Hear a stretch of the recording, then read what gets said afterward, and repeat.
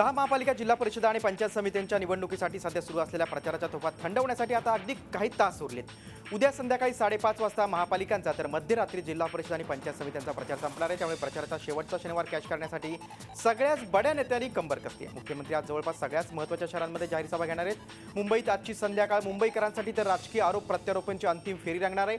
मुख्यमंत्री सोमया ग्राउंडवर, उद्धव ठाकरे बीकेसी मैदानावर, राज ठाकरे दादरमध्ये तर अशोक चव्हाण वडाळा अँटॉप हिल परिसरात जाहीर सभा घेणार आहेत।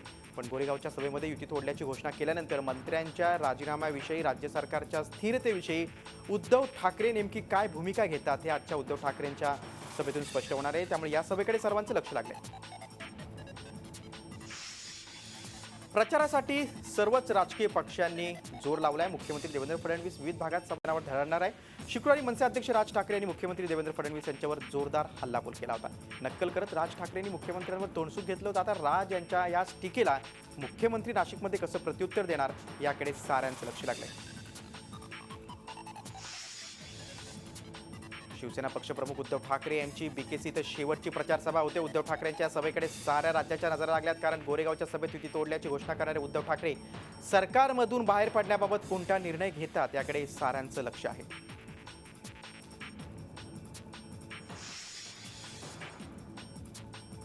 2 दिवसांपूर्वी भाजपच्या मुंबईतल्या प्रचारासाठी जारी करण्यात आलेली एक जाहिरात मागे घेण्याची वेळ आज मुंबई भाजपवर आली आहे। चल हट, Bhajap and Mumbai made for each other अशी ही जाहिरात आज मागे घेण्यात आली। ही जाहिरात प्रसिद्ध होताच सोशल मीडियावर नकारात्मक प्रतिक्रिया आल्या। त्याचप्रमाणे भाजपच्या वरिष्ठ नेत्यांना सुद्धा ही जाहिरात रुचली नाही, म्हणून आता ही जाहिरात मागे घेण्यात आली।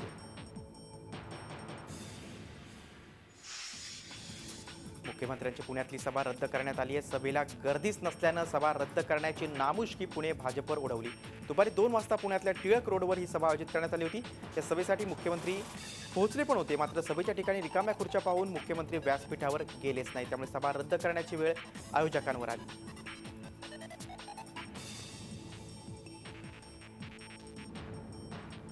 दरम्यान सर्वच उमेदवार प्रचारात व्यस्त असल्यानं ते सभा ठिकाणी पोहोचू शकले नसल्याची सारवासारव पुण्याचे पालकमंत्री गिरीश बापट यांनी केली।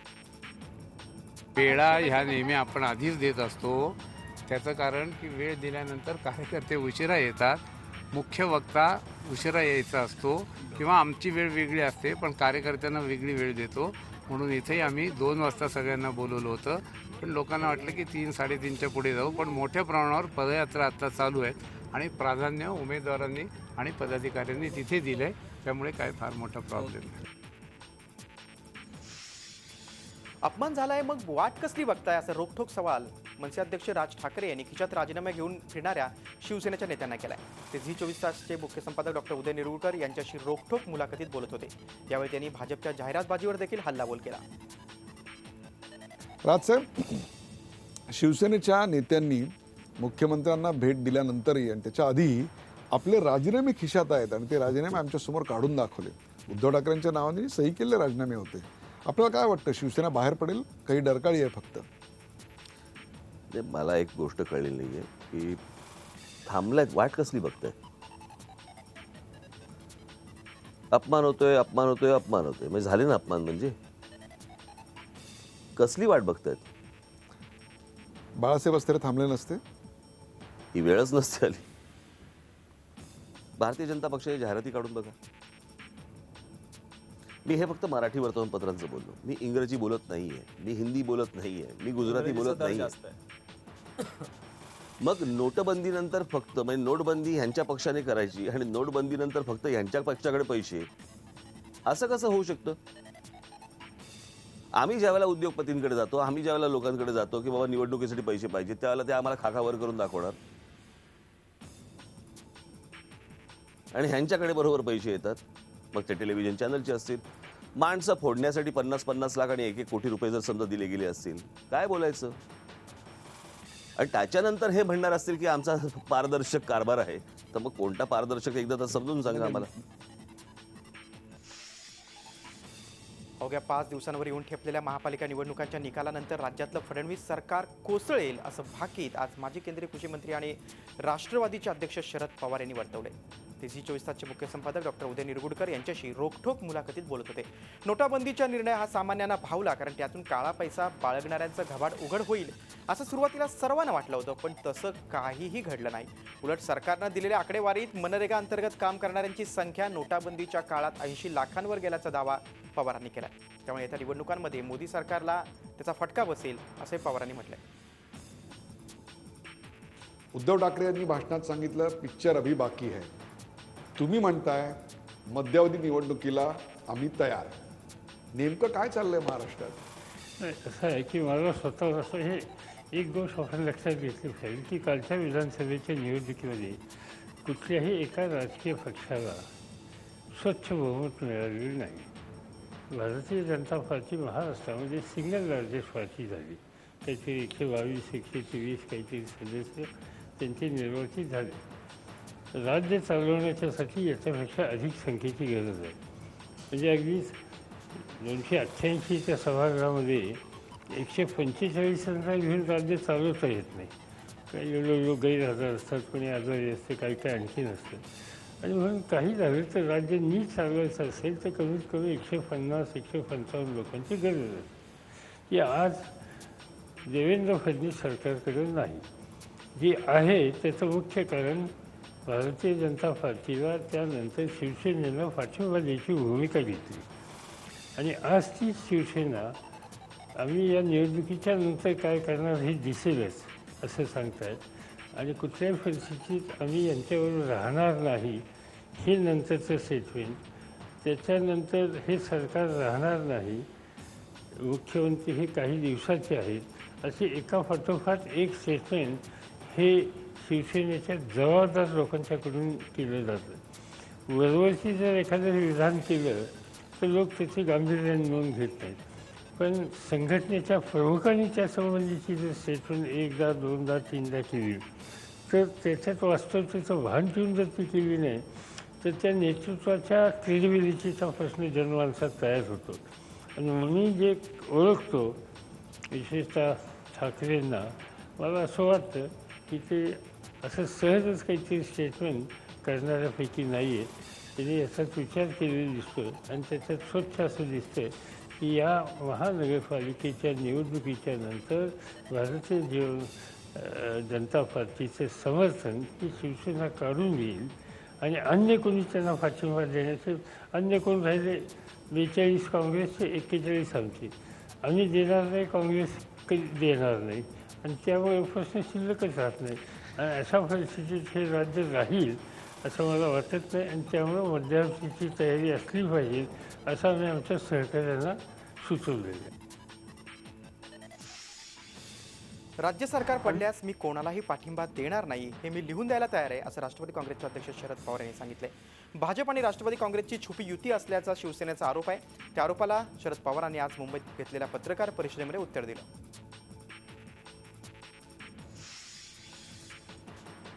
21 फेब्रुवारीला जिल्हा परिषद आणि पंचायत समितीसाठी मतदान होत आहे. सर्वत्र अधिकाधिक मतदान व्हावं यासाठी प्रयत्न होत आहेत. मात्र आपल्या न्याय हक्कांसाठी गेली 7.5 दशक वाट पाहणाऱ्या पुणे जिल्ह्यातील आदिवासी महादेव कोळी समाजानं मतदान न करण्याचा निर्णय घेतलाय. भोरबेल्ला परिसरातील जवळपास 10,000 आदिवासी महादेव कोळी समाजानं यंदाच्या निवडणुकीवर बहिष्कार टाकलाय. आजही डोंगर कपारांमध्ये राहणारा आदिवासी आपल्या हक्कांसाठी लढतोय. आजही या गावात दवाखाना, पक्के रस्ते, शाळा, वीज या सोयी नाहीत. युवासेना प्रमुख आदित्य ठाकरेंनी सरकार नोटीस पिरियडवर असल्याचं सांगितलं होतं. त्यावर मुंबई भाजप अध्यक्ष आशिष शेलार यांनी शेलका शब्दात टीका केली. आदित्य ठाकरेंना अननोटीस केल्याचं त्यांनी सांगितलंय. तर रात्रीचा बाजार, रूफटॉप पार्टी केवळ हे विषय त्यांना माहीत असल्याची टीकाही केली. मुंबईकरांसाठी अननोटिस्ड व्यक्तिमत्व आहे. आदित्य ठाकरे यांना मुंबईचे प्रश्न फक्त रात्रीचा बाजार आणि रूफटॉपवरची पार्टी यापेक्षा जास्ती माहिती नाही. आणि असे प्रश्न आम्हाला खरंच माहीत नाही आहेत. आमच्या दृष्टीने मुंबईत चांगले रस्ते, पिण्याचं पाणी, चांगले गटार अशा स्वरूपाची कामं हे मुंबईचे प्रश्न आहेत. त्यामुळे रूफटॉपवरची पार्टी आणि रात्रीच्या बाजारातला नाच हे आदित्य ठाकरेंचा परिचय आहे. पाणीपुरवठा मंत्री बबनराव लोणीकर यांच्यावर आचारसंहिता भंगाचा गुन्हा दाखल करण्यात आलाय. जालना जिल्ह्यात मंठा पोलिसांनी हा गुन्हा दाखल केलाय. 2 दिवसांपूर्वी झालेल्या जिल्हा परिषदेसाठीच्या मतदानासाठी पाटोदा गावातल्या मतदान केंद्रात लोणीकरांनी प्रवेश केला. मतदान केंद्रावर जाताना लोणीकरांनी लाल दिव्याची गाडी सायरन वाजवत मतदान केंद्रात आणली आणि मतदार आणि मतदान प्रतिनिधी यांच्यावर प्रभाव टाकला असा प्रकारचा आक्षेप मतदान केंद्र प्रमुख संग्राम गायकवाड यांनी घेतला. त्यांनी याबाबत लेखी तक्रार केली. मंठा पोलीस ठाण्यात याबाबत तक्रार दाखल करण्यात आली. लोणीकरांवर त्यानंतर आचारसंहिता भंगाचा गुन्हा दाखल करण्यात आला. दरम्यान पाटोदा गावामध्ये मतदानाच्या दिवशी 2 गटांमध्ये तणावाचं वातावरण होतं. त्यांच्यात कोणताही वाद होऊ नये म्हणून आपण मतदान केंद्राला भेट दिली. या प्रकारामुळे आचारसंहितेचा भंग झाला नाही. पोलीस या प्रकरणी तपास करतायत, त्यामुळे यावर अधिक बोलता येणार नाही. पण माझ्या विरोधात गैरसमजुतीतून तक्रार देण्यात आली असं स्पष्टीकरण लोणीकरांनी दिले. हा विषय संपलेला आहे. आचारसंहिता भंगाची जी तक्रार झाली होती ती गैरसमजुतीतून केलेली तक्रार होती आणि शेवटी राजकारण राजकारणापुरतं आहे. निवडणुका होतील जातील, पण शेवटी प्रत्येकाशी संबंध असतील. मी जिल्ह्याचा पालकमंत्री आहे, मी त्यांच्याशी बोलेन आणि त्यांचा काही गैरसमज झाला असेल तर दूर करेन. अकोलेकरांना लुप्त होत असलेले आपले लोकगीतं अलीकडच्या काही दिवसात अगदी रोजच ऐकायला मिळत आहेत आणि तेही सध्याच्या निवडणूक प्रचाराच्या धामधुमीत. कारण येथील काही उमेदवारांनी या लोककलांच्या माध्यमातून आपला प्रचार सुरू केला आहे. या कलावंतांनी लोकगीताच्या माध्यमातून ठराविक राजकीय पक्ष, निशाणे आणि आमचाच उमेदवार इतरांपेक्षा कसा वरचढ आहे हे मतदारांना पटवून देण्याचं काम अगदी जोरात सुरू केलं आहे. सोबतच जनतेला येत्या 21 तारखेला आपल्या मतदान बजवायचं आहे, मतदान करायचं आहे असं देखील आवाहन या प्रचाराच्या माध्यमातून केलं जाते. मुंबई महापालिका निवडणुकीसाठी 21 तारखेला मतदान होते. मतदान जनजागृतीसाठी विविध संस्था योगदान देत आहेत. चेंबूरच्या एका हॉटेलमध्ये मतदान करून आल्याची खूण दाखवली तर हॉटेलच्या बिलात 15% सूट देण्यात येणार आहे. हा उपक्रम स्तुत्य असला तरी आपला मतदानाचा हक्क वापरून लोकशाही अधिक बळकट करणं महत्त्वाचं आहे.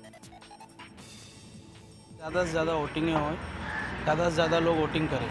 कहाँ से ख्याल कहाँ से आया समझ में सब?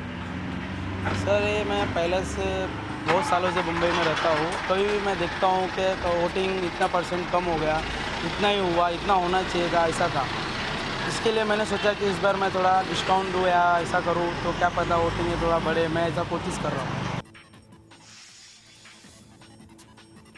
आजच्या माहिती तंत्रज्ञानाच्या काळात सोशल साईट्सवरून निवडणूक प्रचार करणं ही काळाची गरज ठरली आहे. त्यामुळे आजकाल सर्वच राजकीय पक्ष आणि उमेदवार सोशल साईट्सद्वारे प्रचार करतात. मात्र मतदानाच्या आधी 2 दिवस आचारसंहितेनुसार प्रचार थांबवावा लागतो.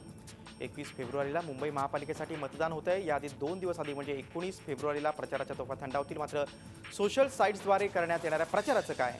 राजकीय पक्ष उमेदवार आपल्या अधिकृत प्रोफाईलवर प्रचाराचा मजकूर अपलोड करू शकतील का?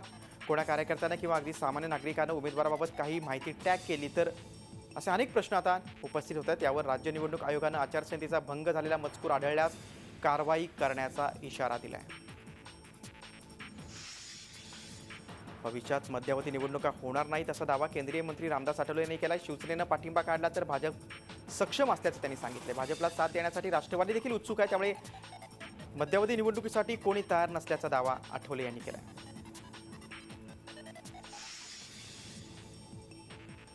आदित्य ठाकरे यांचा उल्हासनगर महापालिका निवडणुकीच्या प्रचारासाठी शहरात रोड शो पार पडला. त्यासाठी आदित्य ठाकरे यांचं हेलिकॉप्टरनं उल्हासनगरच्या VTC मैदानात सकाळी 11 वाजता आगमन झालं. आदित्य ठाकरे यांचं हेलिकॉप्टरनं शहरात आगमन होणार असल्यानं शहरातील कॅम्प नंबर 4 भागातील VTC मैदानावर हेलिपॅड तयार करण्यात आलं होतं. या हेलिपॅडसाठी लाखो लिटर पाणी मैदानात मारण्यात आलं होतं. एकीकडे शहरात आठवड्यातून 3 दिवस पाणी येतं तर दुसरीकडे अशा प्रकारे आदित्य ठाकरेंसाठी लाखो लिटर पाण्याची नासाडी केली असा आरोप विरोधकांनी केला.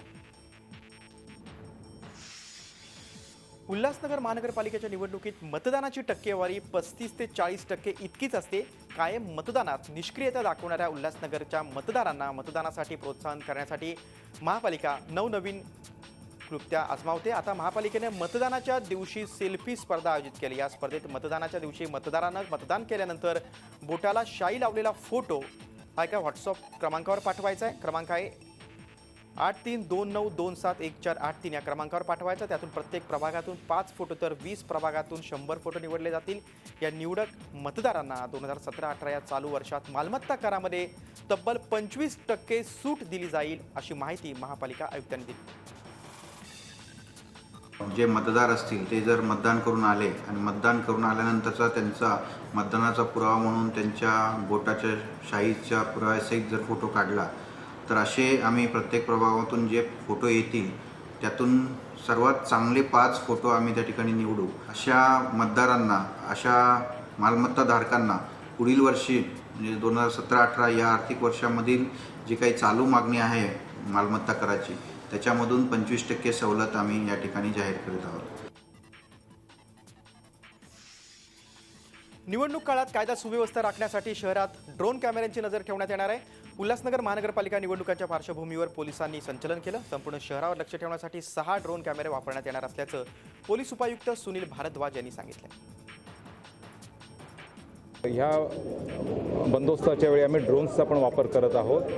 आताच्या रूटमार्चमध्ये पण ड्रोन्स वापर करत आहोत आणि त्याच्यामुळे आम्हाला विश्वास आहे की ही सगळ्या लोकांना एक धोक्याची सूचना आहे. जे कायदा हातात घेऊ इच्छितात त्यांनी पण ही सूचना लक्षात घ्यायची आहे. त्याच्यावर पण याचा चेक राहील आणि आम्हाला खात्री आहे की येणाऱ्या निवडणुका ह्या शांततेत आणि निर्विघ्नपणे पार पडतील. अहमदनगर येथील बनावट दारू प्रकरणातील 3 आरोपींना नांदेड पोलिसांनी अटक केली.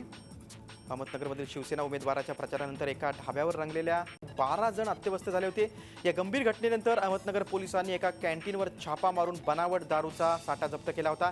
या प्रकरणातील बनावट दारूचा पुरवठा करणारे आरोपी पसार झाले होते. हे आरोपी नांदेडमध्ये एका लॉजवर असल्याची माहिती पोलिसांना मिळाली. त्यानुसार स्थानिक गुन्हे शाखेनं या लॉजवर छापा टाकला आणि 3 जणांना अटक केली. मोहन दुग्दल, संदीप दुग्दल आणि वैभव जाधव या 3 जणांना पोलिसांनी पकडले. पुढील तपासासाठी या आरोपींना अहमदनगर पोलिसांच्या स्वाधीन केलं जाईल. झी 24 तास रहा एक पाऊल पुढे.